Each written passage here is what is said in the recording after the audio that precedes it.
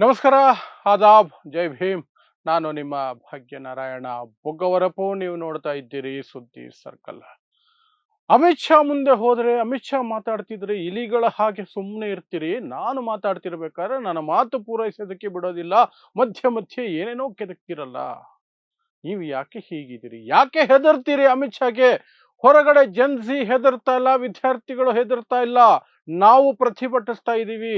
ನೀವು ಮಾತ್ರ ಇದೇ ರೀತಿ ಅಮಿತ್ ಶಾಗೆ ಹೆದರ್ಕೊಂಡು ಕೆಲಸ ಮಾಡ್ತಿದ್ದೀರಿ ಅಂತ ನೇರವಾಗಿ ಗೋಧಿ ಮಾಧ್ಯಮಗಳಿಗೆ, ಎಂಜಲು ಪತ್ರಕರ್ತರಿಗೆ, ಎಂಜಲು ಮಾಧ್ಯಮಗಳಿಗೆ ರಾಹುಲ್ ಗಾಂಧಿ ಸಂಸತ್ತಿನ ಆವರಣದಲ್ಲಿ ಇವತ್ತು ಕ್ಯಾಕರಿಸು ಉಗಿದ್ರು.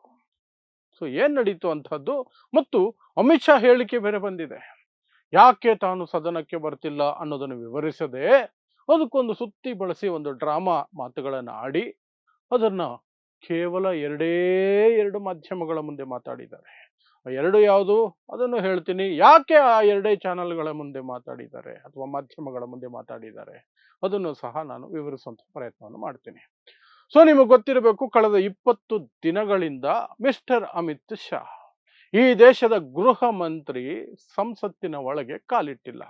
ನರೇಂದ್ರ ಮೋದಿ ಬಿಡಿ ಅಭ್ಯಾಸ ಆಗೋಗಿದೆ. 12 ವರ್ಷದಲ್ಲಿ ಪ್ರತಿ ಅಧಿವೇಶನದಲ್ಲೂ ನರೇಂದ್ರ ಮೋದಿ ಚಕ್ಕರ್ ಹೊಡೆಯೋದು ನಾರ್ಮಲ್. ಅದು ನರೇಂದ್ರ ಮೋದಿಗೆ ಸಂಸತ್ತನ್ನ ಎದುರಿಸುವ, ಪ್ರಶ್ನೆಗಳನ್ನು ಸ್ವೀಕರಿಸುವ, ಉತ್ತರಿಸುವ ಸೌಜನ್ಯ ಆಗಲಿ, ಧೈರ್ಯ ಆಗಲಿ, ಕಾಮನ್ ಸೆನ್ಸ್ ಆಗಲಿ, ಮನಸ್ಥಿತಿ ಆಗಲಿ, ಸಂವಿಧಾನವನ್ನ ಗೌರವಿಸುವ ಮನಸ್ಥಿತಿ ಆಗಲಿ ಏನೂ ಇಲ್ಲ. ಹಾಗಾಗಿ ನರೇಂದ್ರ ಮೋದಿ ಕತೆ ಎಲ್ರಿಗೂ ಅಭ್ಯಾಸ ಆಗಿದೆ. ಬಟ್ ನರೇಂದ್ರ ಮೋದಿ ಅನುಪಸ್ಥಿತಿಯಲ್ಲಿ ನರೇಂದ್ರ ಮೋದಿಯ ಒಂದು ಕಟ್ಟಾಳಾಗಿ, ಸೇನಾಧಿಪತಿಯಾಗಿ ಕೆಲಸ ಮಾಡ್ತಿದ್ದಂಥದ್ದು ಅಮಿತ್ ಶಾ. ಪ್ರತಿಯೊಂದು ವಿಚಾರಕ್ಕೂ ಸಹ ಎದ್ದು ನಿಂತುಕೊಂಡು ವಿಪಕ್ಷಗಳ ಮೇಲೆ ಸಿಡಿದು ಬೀಳ್ತಾ ಇದ್ದಂಥದ್ದು ಅಮಿತ್ ಶಾ.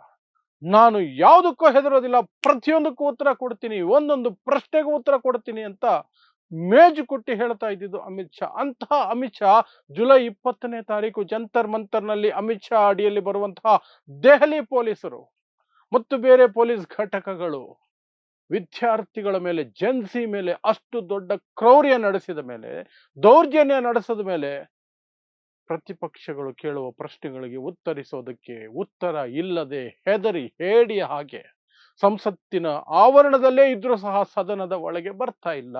ಅದನ್ನ ಪ್ರಶ್ನಿಸಿ ವಿರೋಧ ಪಕ್ಷಗಳು, ಅದರಲ್ಲಿ ವಿಶೇಷವಾಗಿ ರಾಹುಲ್ ಗಾಂಧಿ ನೇತೃತ್ವದಲ್ಲಿ ಕಾಂಗ್ರೆಸ್ ಪಕ್ಷ ಮತ್ತು ಅಖಿಲೇಶ್ ಯಾದವ್ ನೇತೃತ್ವದಲ್ಲಿ ಎಸ್ಪಿ ಸಮಾಜವಾದಿ ಪಕ್ಷದ ಸಂಸದರು ದೊಡ್ಡ ಪ್ರತಿಭಟನೆಯನ್ನು ಮಾಡ್ತಾ ಇದ್ದಾರೆ.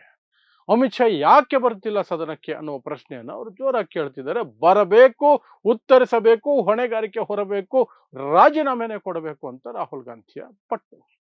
ಆದ್ರೆ ಅಮಿತ್ ಶಾಗೆ ಆ ಧೈರ್ಯ ಇಲ್ಲ. ಮೊನ್ನೆ ಕಿರಣ್ ರಿಜಿಜು ಹೇಳಿದ್ರು, ಸಂಸದೀಯ ವ್ಯವಹಾರಗಳ ಸಚಿವರು, ಬರ್ತಾರೆ ಅಮಿತ್ ಶಾ, ಉತ್ತರ ಕೊಡ್ತಾರೆ. ಕೇಳಿಸ್ಕೊಳ್ಳೋ ಧೈರ್ಯ ಬೆಳೆಸ್ಕೊಳ್ಳಿ, ನೀವು ತಾಳ್ಮೆಯಿಂದ ಕೇಳಿಸ್ಕೊಳ್ಬೇಕು, ಗಲಾಟೆ ಮಾಡಬಾರ್ದು ಅಂತ.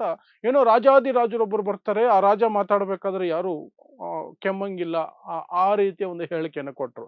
ಸರಿ, ಹಾಳಾಗೋಗ್ಲಿ, ಹಾಗಾದ್ರೂ ಬಂದು ಅಮಿತ್ ಶಾ ಉತ್ತರ ಕೊಡ್ತಾರೆ ಅಂದ್ರೆ ಕಿರಣ್ ರಿಜಿಜು ಮಾನ ಹೋಯ್ತು. ಕಿರಣ್ ರಿಜಿಜು ಹೇಳದಂಗೆ ಅಮಿತ್ ಶಾ ಬರ್ಲಿಲ್ಲ, ಸದನಕ್ಕೆ ಬರ್ಲಿಲ್ಲ. ಸೊ ಅದನ್ನೇ ಮುಂದಿಟ್ಕೊಂಡು ಪ್ರತಿಪಕ್ಷಗಳು ಪ್ರತಿ ದಿನವೂ ಸಹ, ಒಂದು ರಾಮನ ಹುಂಡಿಯ ಕಳ್ಳತನದ ವಿಚಾರ, ಇನ್ನೊಂದು ಜಂತರ್ ಮಂತರ್ನಲ್ಲಿ ನಡೆದಂತಹ ದೌರ್ಜನ್ಯ, ಈ ಎರಡು ವಿಚಾರಗಳನ್ನು ಇಟ್ಕೊಂಡು ಸದನವನ್ನ ನಡೆಯೋದಕ್ಕೆ ಬಿಟ್ಟಿಲ್ಲ ಈ ಇಡೀ ಮಳೆಗಾಲದ ಅಧಿವೇಶನದಲ್ಲಿ. ಇನ್ನೇನಿನ್ನು 2 ದಿನಕ್ಕೆ ಮುಗದೆ ಹೋಗುತ್ತೆ, ಇನ್ನು ಮುಗದೆ ಹೋಯ್ತು ಈ ಈ ಸೆಷನ್. ಓಕೆ.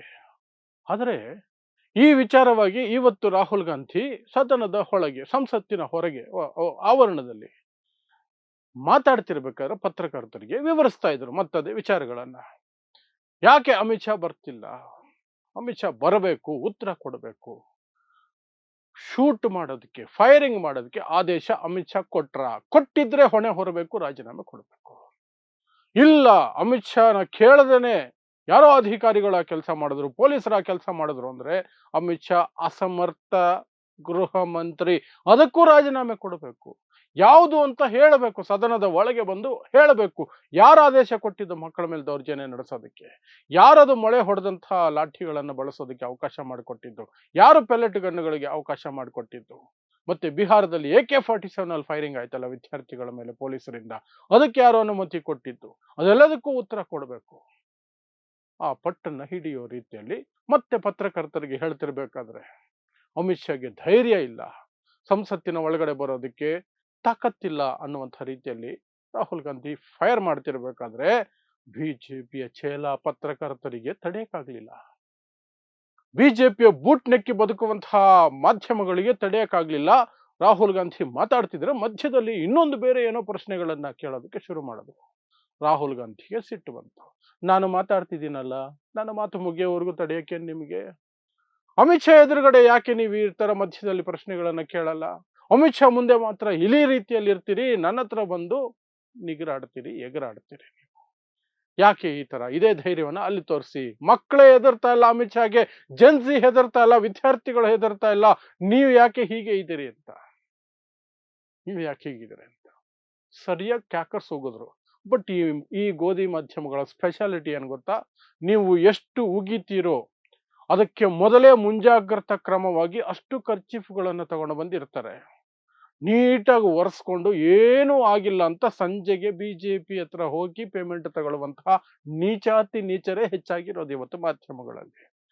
ಇಲ್ಲಿ ವಿಪಕ್ಷಗಳ ಕೈಯಲ್ಲಿ ಕ್ಯಾಕರ್ಸ್ ಉಗಿಸ್ಕೊಳ್ಳೋದು, ಅದನ್ನು ಒರೆಸ್ಕೊಂಡು ಅದೇ ಒಂದು ತಮ್ಮ ಏನು ಕೂಲಿ ಪಡೆಯೋದಕ್ಕೆ ಒಂದು ಆಪ್ಷನು ಅಥವಾ ಅದೊಂದೇ ಕೆಲಸ ಅವ್ರದ್ದು. ಇಷ್ಟೆಲ್ಲ ಉಗಿಸ್ಕೊಂಡಿದ್ದೀನ್ರಿ, ಇವತ್ತು ಪೇಮೆಂಟ್ ಜಾಸ್ತಿ ಕೊಡ್ರಿ ಅಂತ ಬಿಜೆಪಿ RSS ನ ಬೂಟ್ ನೆಕ್ಕೋಕ್ ಹೋಗ್ತಾರೆ ಸಂಜೆ ಆದ್ರೆ. ಸೊ ಅದಾಯ್ತು.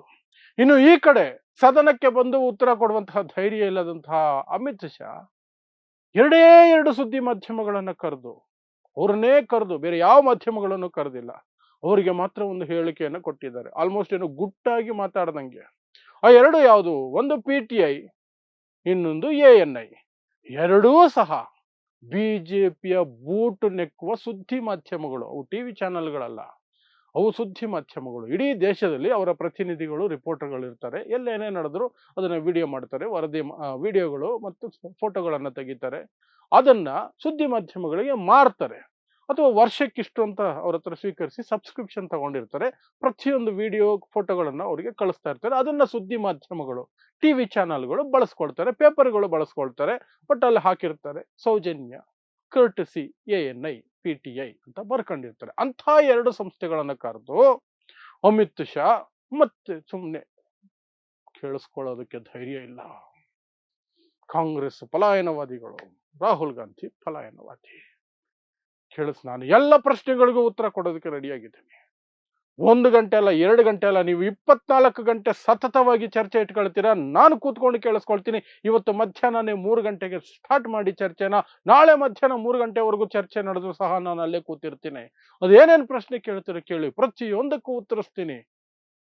ಆದ್ರೆ ಅದಕ್ಕೂ ಮೊದಲು ಸದನವನ್ನ ನಡೆಯೋದಕ್ಕೆ ಬಿಡಬೇಕು. ನೋಡಿ ಹೇಗಿದೆ. ಇಷ್ಟೆಲ್ಲ ಹೇಳಿ ಬರ್ತಿದ್ದೀನಿ ಸಂಸತ್ತಿಗೆ, ನಡೀರಿ ಶುರು ಮಾಡಿ ಚರ್ಚೆ ಅನ್ಬೇಕಿತ್ತಲ್ಲ. ಇಲ್ಲ ನೀವು ಸೈಲೆಂಟ್ ಆಗಬೇಕು. ಫಸ್ಟ್ ಸೈಲೆಂಟ್ ಆಗಿ ನಾನು ರಾಜಾದಿರಾಜ ಬರೋವರೆಗೂ ಕಾಯಬೇಕು. ನೀವು ಸೈಲೆಂಟ್ ಆಗಿ ಕೂತಿದ್ದೀರಿ ಅದು ಕನ್ಫರ್ಮ್ ಆದ್ಮೇಲೆ ನಾನು ಆರಾಮಾಗಿ ಬರ್ತೀನಿ, ಬಂದು ನಿಮಗೆ ಉತ್ತರಿಸೋ ಪ್ರಯತ್ನ ಮಾಡ್ತೀನಿ ಅನ್ನೋ ರೀತಿಯಲ್ಲಿ ಇತ್ತದು. ಅದನ್ನು ವಿಪಕ್ಷಗಳು ತಳ್ಳಿ ಹಾಕಿದಾವೆ. ಬರಬೇಕು, ಬಂದು ಉತ್ತರ ಕೊಡಬೇಕು, ಬೇರೆ ಕಥೆಗಳೆಲ್ಲ ಕಟ್ಟಬಾರದು, ಆ ಧೈರ್ಯ ಇದ್ರೆ ಬರಬೇಕು ಅಂತ ವಿಪಕ್ಷಗಳು ಪಟ್ಟು ಹಿಡಿದು ಕೂತಿದ್ದಾವೆ. ಸೊ ಈ ರೀತಿ ಇವತ್ತು ಗೋಧಿ ಮಾಧ್ಯಮಗಳಿಗೆ ಇನ್ನೊಂದು ರೌಂಡು, ಹೊಸದಾಗಿ ಏನೂ ಅಲ್ಲ, ಇನ್ನೊಂದು ರೌಂಡು ಯಥಾ ಪ್ರಕಾರ ಉಗಿತಾ ಕ್ಯಾಕರ್ಸ್ ಉಗಿಸ್ಕೊಂಡಿದ್ದಾರೆ, ಒರೆಸ್ಕೊಂಡು ಬಿಜೆಪಿ ಹತ್ರ ಅದನ್ನೇ ತೋರಿಸಿ ಇದು ನಮ್ಮ ಇವತ್ತಿನ ಶ್ರಮ, ಇದಕ್ಕೆ ಕೂಲಿ ಕೊಡಿ ಅಂತ ಕೇಳುವಂತಹ ರೀತಿಯಲ್ಲಿ ರಾಹುಲ್ ಗಾಂಧಿ ಕೈಯಲ್ಲಿ ಉಗಿಸ್ಕೊಂಡಿದ್ದಾರೆ ಅಷ್ಟೇ, ಇನ್ನೇನಿಲ್ಲ. ಸೊ ಇಂತಹದ್ದೇ ವಿಶೇಷ ಸುದ್ದಿಗಳಿಗಾಗಿ ನೋಡ್ತಾ ಇರಿ ಸುದ್ದಿ ಸರ್ಕಲ್. ನಾನು ನಿಮ್ಮ ಭಾಗ್ಯನಾರಾಯಣ ಬೊಗ್ಗವರಪು.